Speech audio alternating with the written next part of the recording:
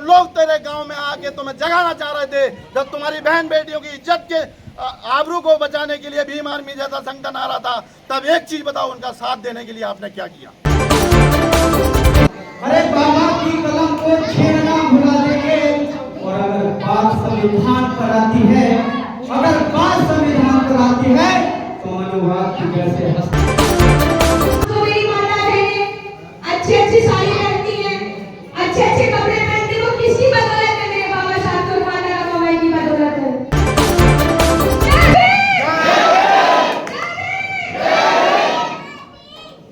आइए हम थोड़ी सी बात माता रमाबाई के त्याग के बारे में चलते हैं कि माता रमाबाई ने और बाबा साहब ने हमारे लिए कितने दुख उठाए हैं और हमारे लिए कैसे आजादी दी है और कितने हक अधिकार दिए हैं।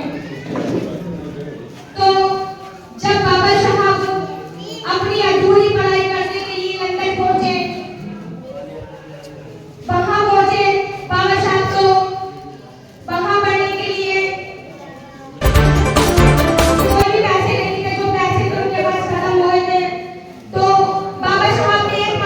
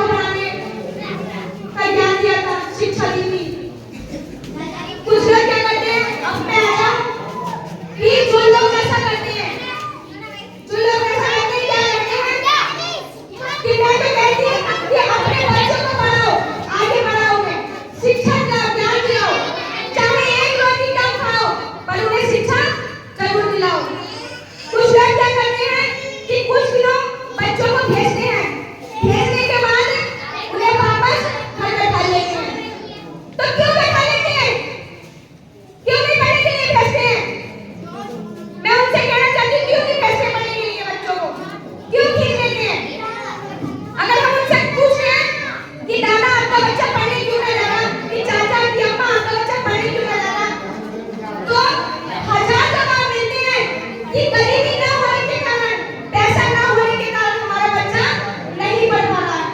तो मुझे ये जवाब क्यों नहीं मिलता कि गरीबी ना होने के कारण और पैसा ना होने के कारण हमारी दारू या सिगरेट गुटखा का लत नहीं छूट पा रहा।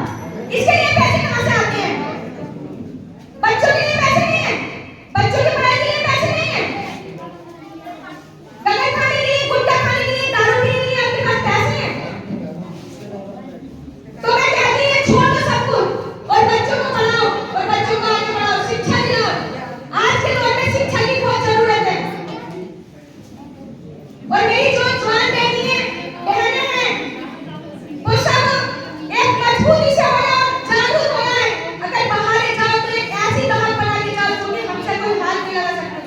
जगह जगह देखो कितने बलात्कार, कितने अत्याचार हो रहे हैं। तो डरना नहीं है हमें किसी से, आगे बढ़ना है। हमें किसी से डरना नहीं है, किसी से कम नहीं है। अगर लड़का हेलीकॉप्टर उड़ा सकता है तो हम भी हेलीकॉप्टर उड़ा सकते हैं। अगर लड़का ये कर सकता है तो हम भी ये कर सकते हैं। अगर लड़का ये कर सकता है तो हम भी ये कर सकते हैं। हम किसी से कम नहीं हैं। डरो मत। और कहते हैं कि मंदिर की 2 घंटियां बजती हैं सुबह सुबह। पता है किसी को कि वो 2 घंटियां बजती हैं? किसको पता है कि मंदिर की 2 घंटियां बजती हैं सुबह सुबह? कौन सी 2 घंटियां हैं? पता है किसी को? वो 2 घंटियां कौन सी हैं? एक स्कूल की और एक मंदिर की। तो आप ही बताइए मेरे भाइयों, मेरे पिता समान और मेरी माता, कि अपने बच्चों को मंदिर की तरफ भेजना चाहते हैं फिर स्कूल की तरफ? अगर मंदिर की तरफ आप अपने बच्चों को भेजोगी तो बच्चा कौन बनेगा? मांगने वाला। क्या कहेगा कि मुझे ये दे दो, मुझे वो दे दो, मुझे ये दे दो। मांगने वाला बनेगा। और अगर अपने बच्चों को स्कूल की तरफ भेजोगे तो बच्चा कौन बनेगा? देने वाला।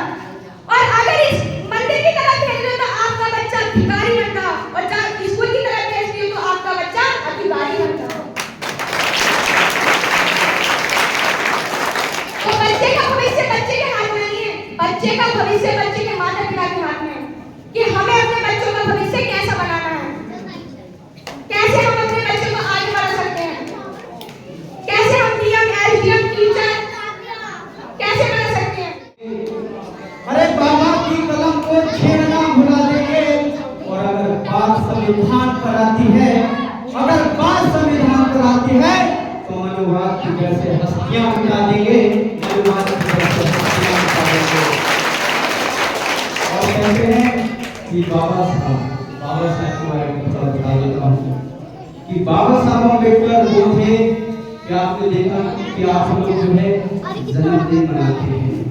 अरे बाबा साहब के बच्चों ने तो जन्म लेकर ही मृत्यु को प्राप्त हो गए, लेकिन हम लोग जन्मदिन मनाते हैं।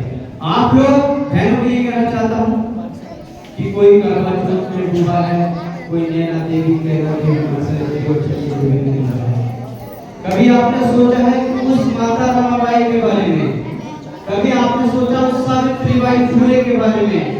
कभी आपने सोचा है कि उसकी तो नाम का सिंदूर ही छूट गया और हम क्या करते हैं कि लड़की तेरी का युग काम करते हैं। बाबा साहब का एक छोटी सी लाइन कहूँगा। अरे भारत से क्या पूछते हो, अरे भारत से क्या पूछते हो, लंदन से जाकर पूछो ना, लंदन से जाकर पूछो ना। अरे भारत से क्या पूछते हो? अगर कोई कुछ करने वाला बच्चा या कुछ अपने जीवन में कुछ करना चाहता है गांव से, तो उसे लोग क्या कहते हैं कि यार ये बनेगा नेता, ये बनेगा नेता।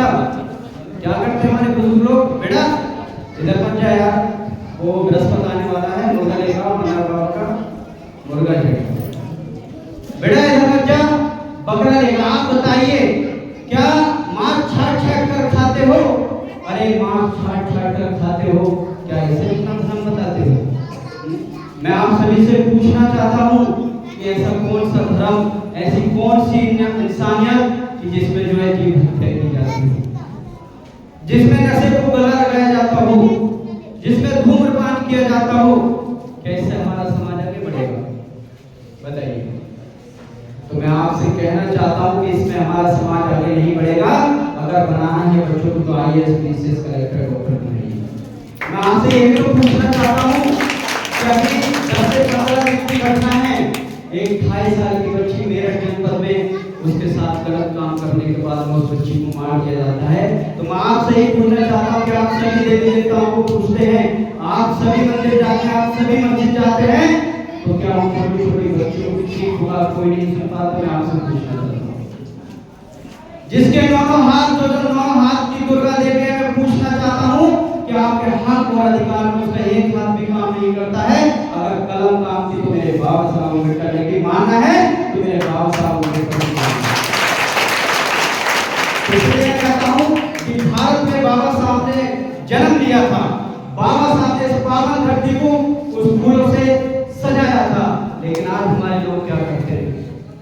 हमारे लोग करते हैं कि जन्मदिन मनाने चले और प्रवचन मनाने चले और हमारे बाबा साहब को देखते देखते वो लोग बुलाने चले। ऐसे काम नहीं चलना चाहता। मैं कहता हूँ कि जो युवा, आपने देखा होगा कि भीम आर्मी उसका नाम है, कि आपने देखा होगा कि जो पाखंड मानता भीम आर्मी, उस पाखंड को जड़ से उखाड़ के फेंक दिया। और आज अगर समाज के साथ में कोई भी युवा चलता है तो पन्ना डाल के इस तरीके से चलता है कि आपको उस समय ये अधिकार था। और मैं पूछना चाहता हूँ आप सभी लोगों से कि जिस समय 33 करोड़ देवी देवता थे वो पहले भी थे और आज भी हैं। जिस समय 33 करोड़ देवी देवता थे वो पहले भी थे और आज भी हैं। आप बताइए, आपके हित और